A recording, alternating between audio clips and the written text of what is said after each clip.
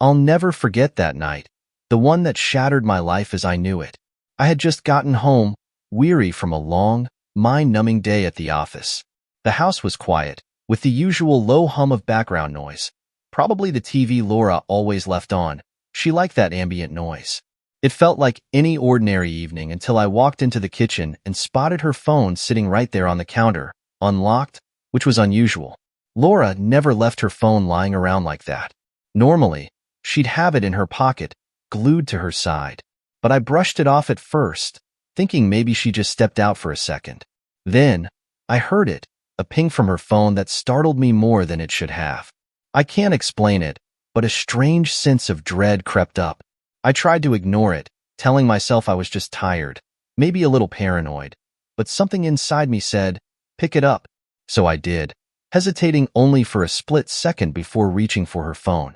Looking back, maybe I was searching for reassurance, some proof that my suspicions were misplaced.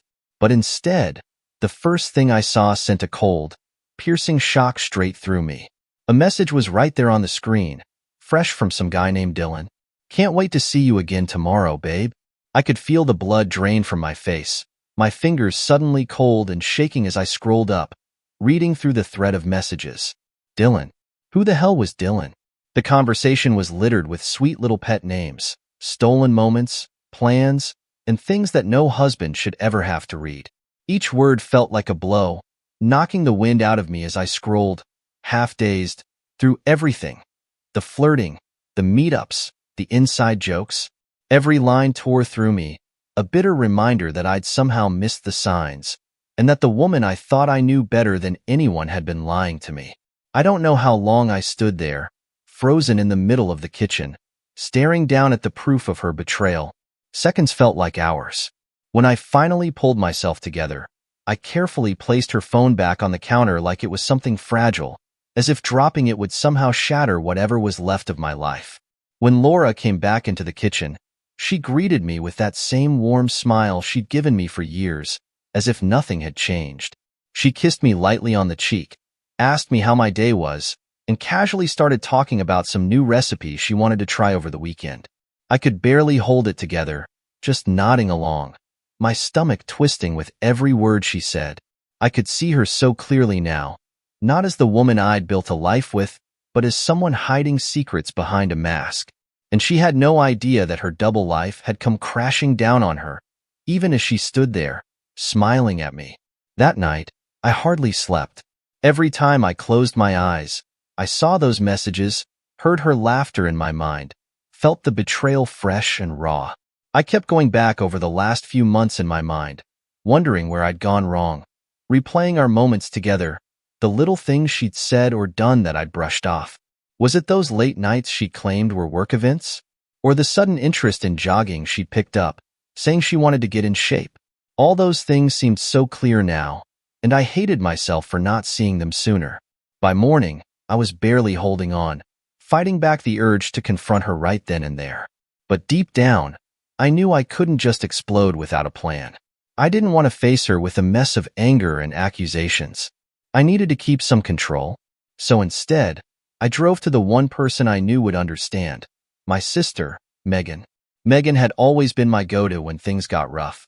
She'd seen me at my worst and had this way of cutting straight through my walls, forcing me to deal with things head-on.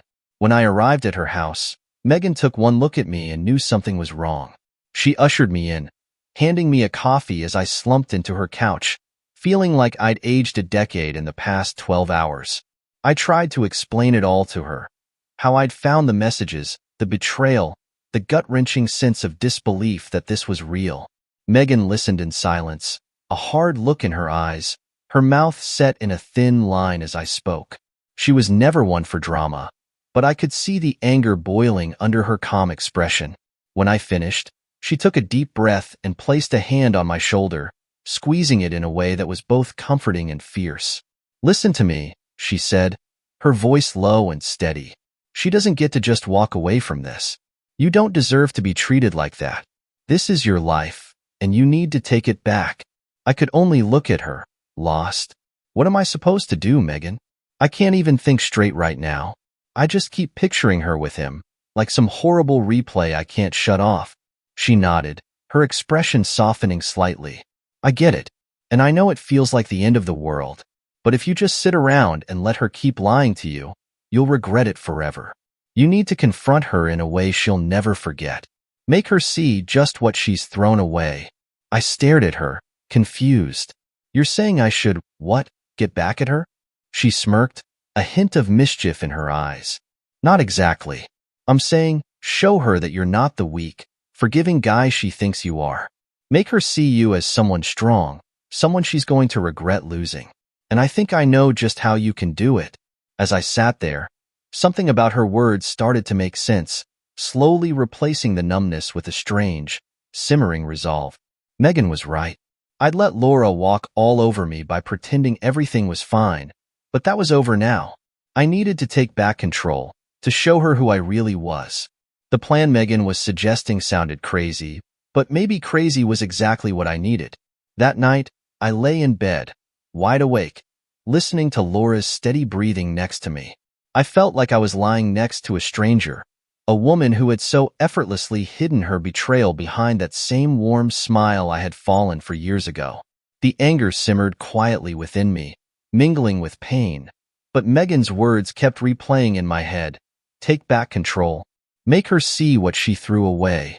The next day, I went through my routine like a ghost, barely registering anything at work or on the drive home.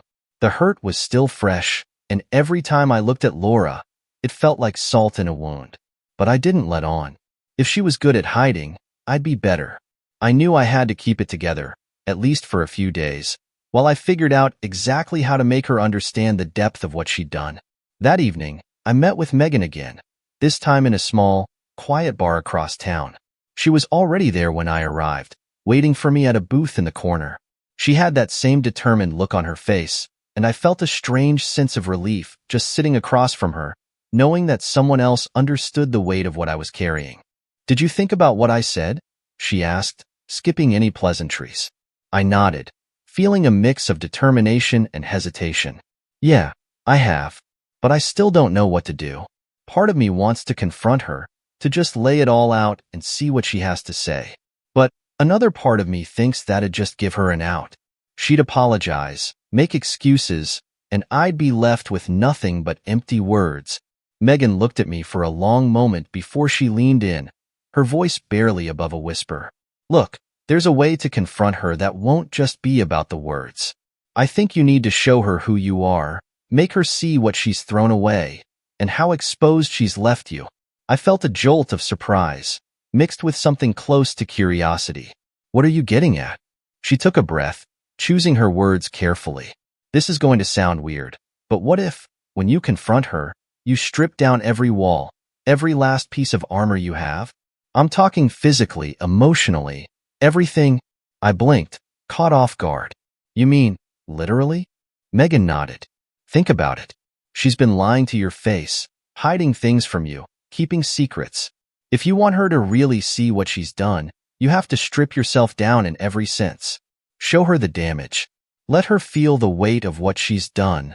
The idea was outlandish, even uncomfortable, but something about it made sense. For too long, I'd been the stable one, the husband who was predictable, reliable. Maybe that was why she'd felt comfortable lying to me. She'd never seen the full extent of my anger, my pain. If I followed through with Megan's plan, she'd be forced to see every part of what she destroyed. No chance to hide or sugarcoat it. You really think that would work? I asked, feeling my heart pound at the thought. Megan smiled slightly, a glint of something fierce in her eyes. I know it will. She's expecting you to be the same guy she's always known. But you're not him anymore. This betrayal changed you, and it's time she sees that. Over the next couple of days, I couldn't shake the idea. Every time I looked at Laura, her face cheerful and oblivious, I felt that same painful twist in my gut. I wanted to keep things calm and measured, but Megan's words kept echoing in my mind, pushing me towards something bold and drastic. One night, I found myself standing in front of the mirror in our bathroom, staring at my reflection. I hardly recognized myself, eyes hollow, skin pale, shoulders tense. I'd never thought of myself as the kind of person to do something dramatic, but as I looked at my own reflection, I realized that I couldn't just keep pretending nothing was wrong. I needed to confront her in a way she'd never forget. Megan was right. This wasn't about revenge or cruelty. It was about reclaiming my dignity. The next evening, I waited until Laura was relaxed in our bedroom, scrolling through her phone without a care in the world. My heart was racing, my palms sweaty, but I knew this was the moment. It was time to confront her, to make her see exactly what she'd done, stripped bare of every last defense. I stepped into the bedroom and stood at the foot of the bed, watching her for a moment, gathering my thoughts. Finally, I spoke, my voice low but firm. "Laura, we need to talk." She looked up, surprised by the tone in my voice, and set her phone down. "Of course, what's going on?" she asked, a hint of concern flickering in her eyes. I took a deep breath, fighting the urge to back down, to play it safe. But I knew I couldn't turn away now. Slowly, I began unbuttoning my shirt, one button at a time, watching her expression shift from confusion to disbelief. What are you doing?" she stammered, her voice wavering as I continued, letting my shirt fall to the floor. I looked her straight in the eye, my voice calm but laced with hurt. "I know, Laura. I know about you and him. About Dylan." Her face went pale, eyes widening as she tried to stammer out some excuse, but I didn't let her. Instead, I stepped closer, the weight of her betrayal pressing down on both of us. I was baring myself, not just physically but emotionally, showing her every wound, every ounce of pain she'd caused. "You didn't just betray me, Laura," I said, my voice shaking slightly. "You destroyed everything I thought we had, everything I thought you were." She looked away, tears filling her eyes, but I kept going. This was my moment to reclaim the truth, to force her to see the devastation she'd left in her wake.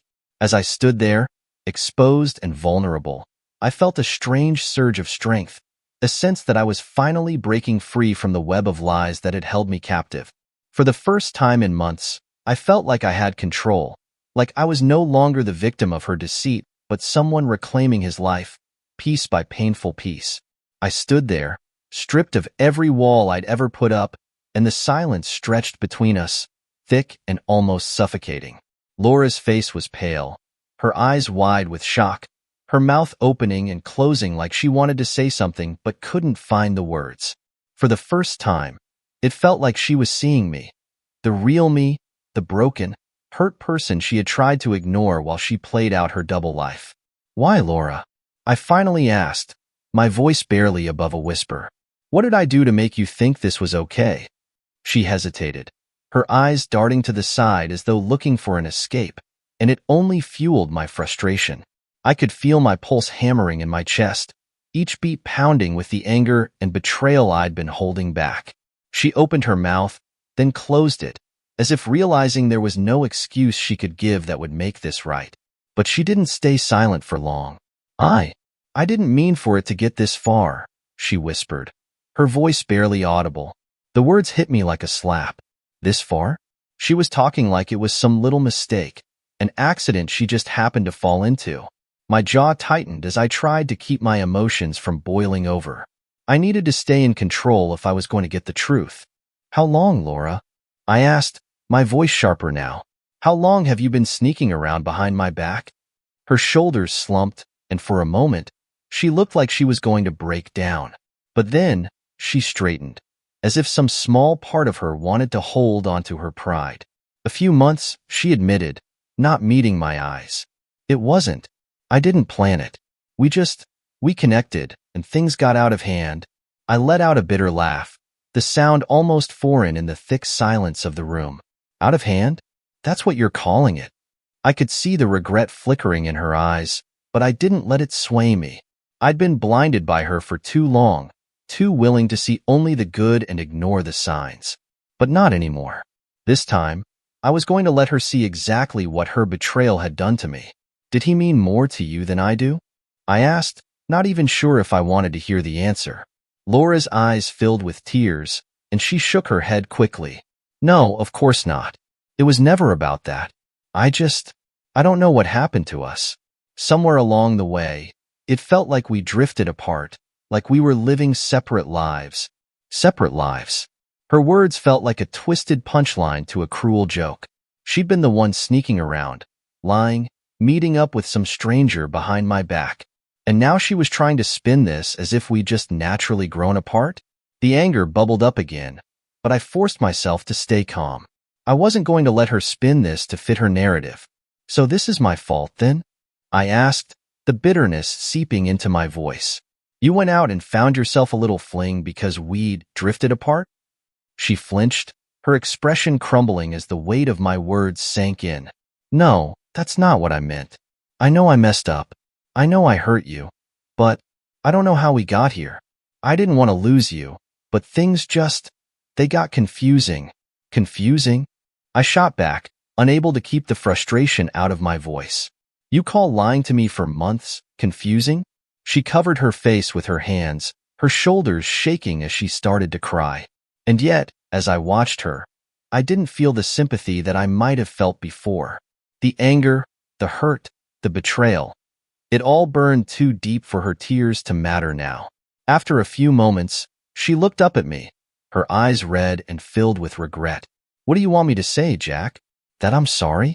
That I was selfish and stupid? Because I am. I know I don't deserve your forgiveness, but I don't want to lose you.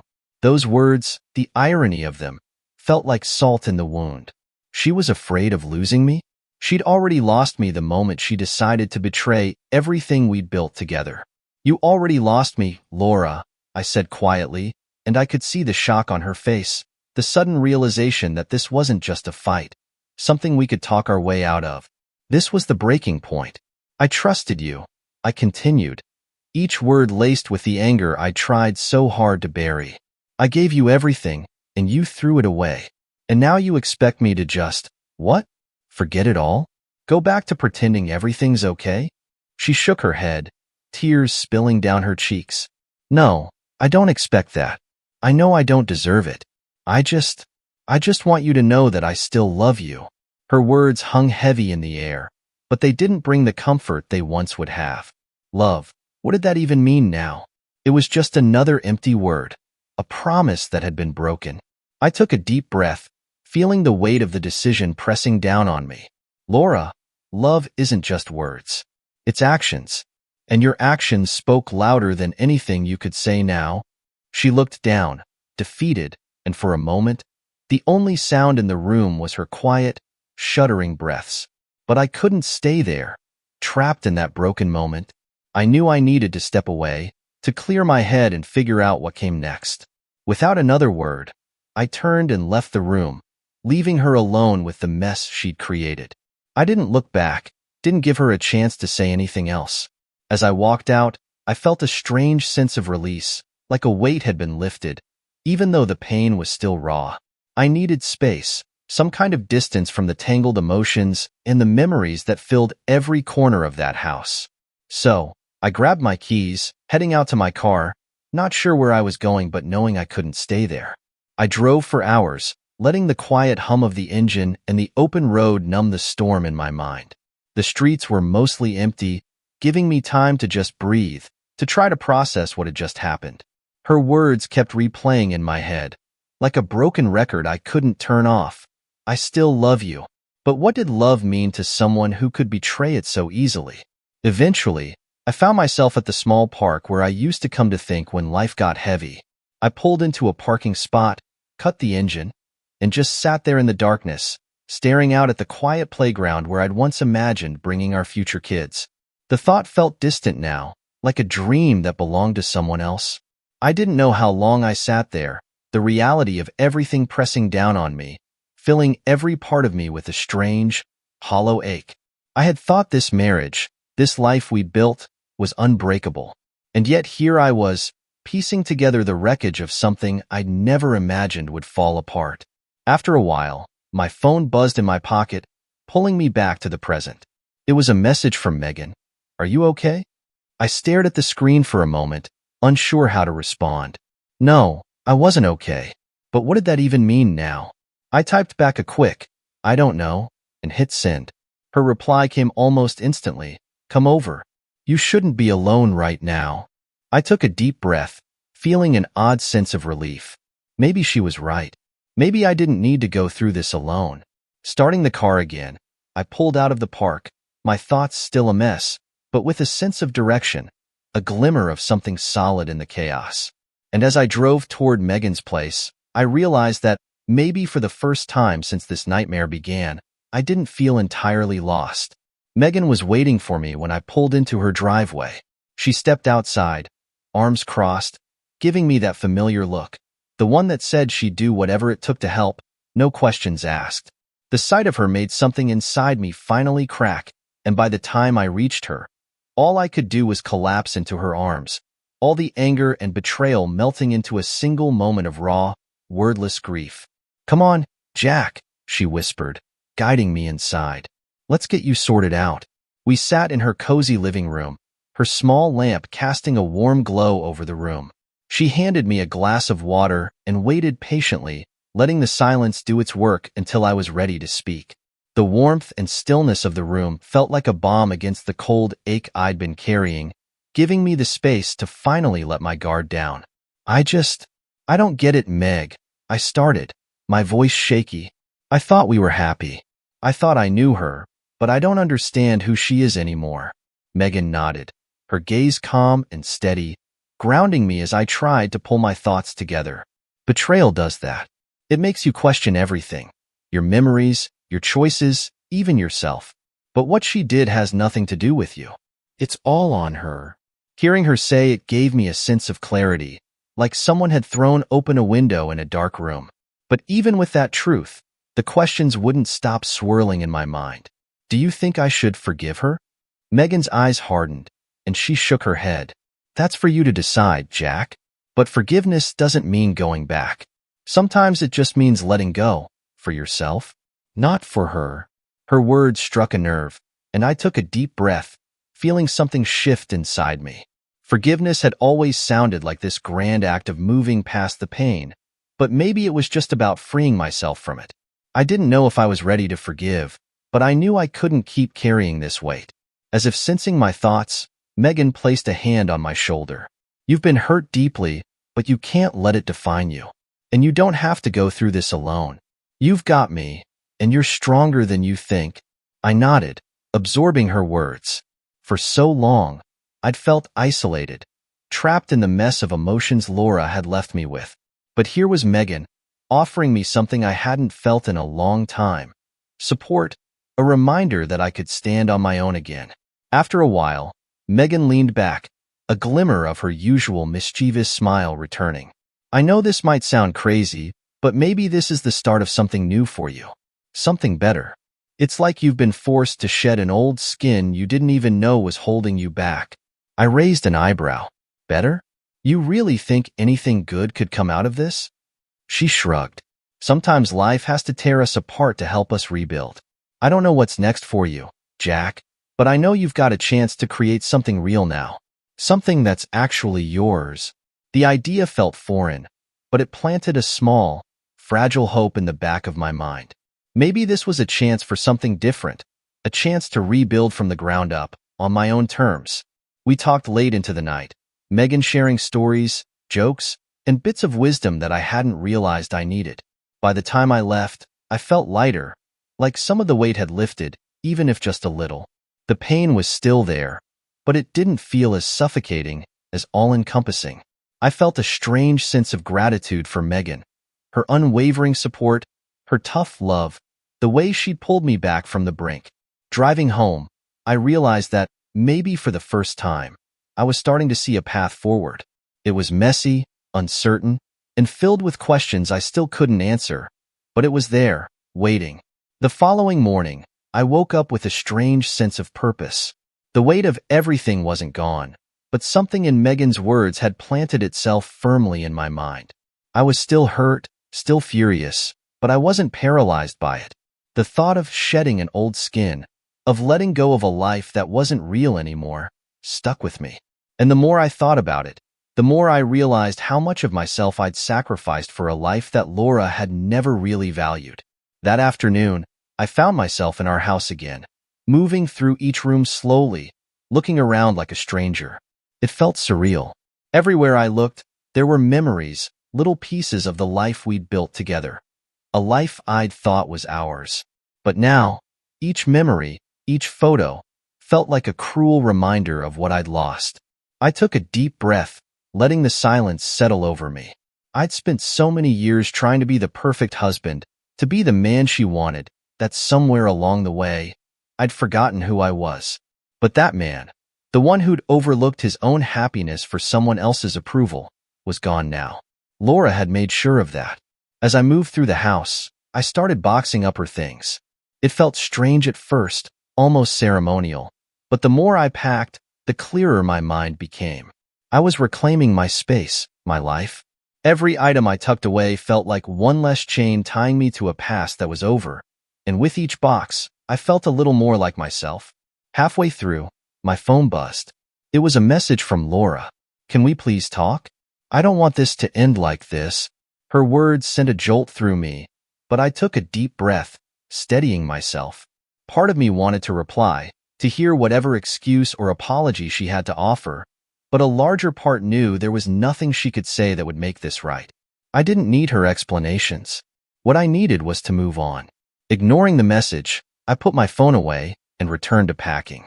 I knew that seeing her would only pull me back into that whirlwind of hurt and confusion, and I wasn't willing to give her that power anymore. A couple of hours later, Megan stopped by, and her face lit up when she saw what I was doing. "Looks like someone's finally ready to take their life back," she said, her voice warm with approval. I nodded, a small smile creeping onto my face. "I guess so. It feels good, actually. I didn't think it would, but it's like, with every box, I'm getting a little more of myself back." She grinned and joined me, grabbing a stack of old photos Laura had kept on display. "Good. Let's keep going then." With Megan's help, the work went faster. She had this way of turning everything into a joke, making me laugh even when I didn't think I could. We reminisced about old times, talked about random memories from growing up, and gradually, the pain in my chest started to loosen. I felt lighter, freer, with each laugh, each moment that reminded me of who I was beyond this betrayal. When we finished, we stood back and looked around the room, now mostly cleared of Laura's things. It felt empty, yes, but there was also a strange, peaceful stillness to it. A sense that this was a new beginning, however difficult. Megan clapped me on the shoulder. "See? You're stronger than you thought." "Maybe," I said, a hint of pride in my voice. "But I couldn't have done this without you, Meg. You've kept me sane through all of this." She shrugged, her eyes softening. "You're my brother, Jack. I'd do anything for you. Besides, I know that once you get through this, you're going to be better off. Stronger, wiser, and definitely done with anyone who doesn't see your worth." Her words sank in, and for the first time since this nightmare began, I felt a genuine spark of hope. The idea that maybe, just maybe, there was a future waiting for me on the other side of all this. That night, as I lay in bed, the emptiness didn't feel so crushing. Instead, it felt like a blank slate, a space where I could begin to rebuild. I wasn't sure where the road would lead or how long it would take, but I knew that, whatever happened next, it would be on my terms. A few weeks passed, and I was slowly adjusting to life on my own. Each day felt like a small step forward, like I was gradually peeling away the layers of pain Laura had left behind. I got back into my old routines, morning runs, late nights watching whatever cheesy action movies I could find, anything to fill the silence that once felt so heavy. Megan still checked in regularly, but she gave me space to find my own footing, and I was grateful for that. One evening, as I was sorting through some leftover things Laura had left behind, my phone buzzed with a message. At first, I assumed it was Megan, but when I looked down, my stomach twisted. It was Laura. "I know I don't deserve it, but please, just one more chance to talk. There are things I need to say, things you need to know." I stared at the message for a long time, torn between anger and curiosity. Part of me wanted nothing more to do with her, but another part, the part that still felt haunted by all the unanswered questions, was tempted. What could she possibly say now that would make any difference? I'd already made up my mind to move on. After a long pause, I responded with a simple, "Fine." I wanted closure, and if hearing her out could finally give me that, then maybe it was worth it. We agreed to meet at a small coffee shop nearby, a neutral ground that felt less weighted with memories. When I walked in, Laura was already there, sitting at a corner table, looking anxious and out of place. As I approached, she looked up, and I saw a flicker of regret in her eyes that caught me off guard. She seemed different, tired, worn, almost broken. For a moment, I barely recognized the woman in front of me. "Thank you for coming, Jack," she started, her voice barely above a whisper. "I know I don't deserve this, and I know I hurt you more than I can ever fix. But I couldn't just let things end without explaining." I leaned back, keeping my expression neutral. "Go on." She took a shaky breath, her hands twisting nervously in her lap. "I was lost, Jack. I was feeling things I didn't understand, and instead of talking to you, I looked for an escape. I convinced myself that I could find some excitement, some clarity, with Dylan. But it was a lie, Jack. He meant nothing. It was never about him." The words sounded sincere, but they didn't lessen the betrayal. "Then what was it about, Laura? Because all I see is you throwing away everything we had for some clarity." She flinched but kept going, her gaze dropping to the table. "I was terrified, Jack. Terrified of feeling trapped in a life that, deep down, I knew I was messing up. You've always been so good, so steady, and I felt like I could never live up to that. I didn't realize that the problem was me, not us, until it was too late."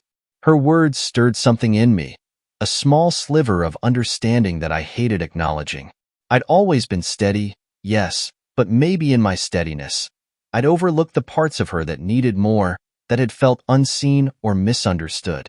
Not that it justified her actions, nothing could, but maybe it explained some of the brokenness I hadn't noticed until now. She took another deep breath, as if gathering the last of her courage. "Jack, I'm not asking for forgiveness. I know I don't deserve it. I just wanted you to know that none of this was because you weren't enough. It was because I wasn't enough." The honesty in her voice, the bare admission of her own flaws, caught me off guard. I had expected excuses, rationalizations, even more lies. But this was different. For the first time, I felt like she was giving me a glimpse of the person she really was, broken, flawed, and as lost as I'd been. After a long pause, I finally spoke. "Thank you for saying that, Laura. I'm not sure what I'm supposed to feel right now, but maybe one day I'll understand it better." She nodded, a sad smile crossing her face. "I hope you do. You deserve better than what I gave you, and I'll regret that forever." We sat in silence for a while, and then, without any more words, we stood up and walked out of the coffee shop. There were no tears, no lingering looks, just a quiet understanding that we had both reached the end of something we'd once thought would last forever. As I walked away, I felt a strange sense of peace settling over me. It wasn't forgiveness, not yet, but it was a step. And as I left that chapter behind, I realized I was finally ready to start the next one, whatever it might bring. In the weeks following that last conversation with Laura, I felt like a huge weight had lifted. It wasn't that everything was fixed, but the anger, the hurt, those feelings had dulled, like I'd finally taken a step out from under the shadow of it all. I started thinking more about the future than the past, and bit by bit, I began rebuilding. Then, one evening, as I was settling in for a quiet night, I received a message from an old friend, Ethan. We hadn't spoken in a while. He'd moved to another city a couple of years back, and life had kept us both busy. But the message was short and clear. "Back in town, Jack? Let's catch up." I agreed, figuring it was time to reconnect with friends I'd drifted from. We decided to meet at a bar we'd frequented in our younger years, one filled with memories of simpler times. When I arrived, Ethan was already there, nursing a beer and grinning as soon as he saw me. "Jack!" he exclaimed, standing up to clap me on the back. "It's been too long, man." We talked for hours, catching up on everything from old friends to family, and eventually, the conversation turned to my recent troubles. I told him everything, about Laura, the betrayal, and my struggle to move on. He listened quietly, nodding in understanding. After I finished, he took a deep breath, like he was choosing his next words carefully. "I'm sorry you went through that, Jack. Betrayal's a tough pill to swallow, especially when it blindsides you like that. But I'm glad to see you're coming out of it stronger. I nodded, appreciating his understanding. It felt good to have someone from outside my immediate circle acknowledge the journey I'd been on. We fell into comfortable silence, nursing our drinks until, out of nowhere, he looked over at me with a serious expression. You know, Jack, I never wanted to say anything, but I've seen Laura with another guy before. Months ago, when I was in town briefly. I wasn't sure if it was anything, but it didn't sit right with me. His words hit like a shockwave. I felt my jaw tighten, my mind racing. You saw her with someone else? And you didn't say anything? Ethan looked down, visibly uncomfortable. I know, and I feel terrible about it. At the time, I didn't have proof it was serious, and I didn't want to accuse her of something I wasn't sure about. I didn't know if you'd want to hear it. I didn't think it was my place, and for that, I'm sorry. The anger I thought I'd let go started creeping back in, but it wasn't directed at Ethan. It was the painful realization that Laura's betrayal had been going on longer than I'd known, that she had lived a double life with such ease that even a close friend had seen hints of it. And yet, she'd lied to my face, letting me believe we were happy, even when she'd already started drifting. Seeing the hurt flash across my face, Ethan spoke up again. Jack, I don't mean to drag you back to that dark place. I thought you should know. You deserve to know the full truth, even if it's too late. I closed my eyes, taking a deep breath to steady myself. His words brought a wave of sadness and anger, but there was also a strange sense of relief. It was the final piece of the puzzle, the last bit of clarity that tied everything together. Laura's betrayal hadn't been a momentary lapse. She'd chosen this path long ago, and now there was no denying that the woman I'd loved was gone, replaced by someone I barely recognized. I gave Ethan a nod, mustering a small smile. Thanks for telling me, man. It hurts, yeah, but it's better to know the truth, even if it's ugly. He returned the nod, relief in his eyes. You'll get through this, Jack. I've seen you weather worse storms. And if you ever need anything, you know I'm here.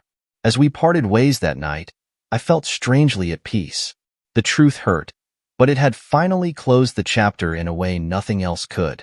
Laura's betrayal wasn't just a scar. It was a lesson I'd carry forward, a reminder to never settle for anything less than real, honest love. And for the first time in a long time, I felt ready for whatever came next. The future felt uncertain, but it was mine to shape now, and that was all I needed.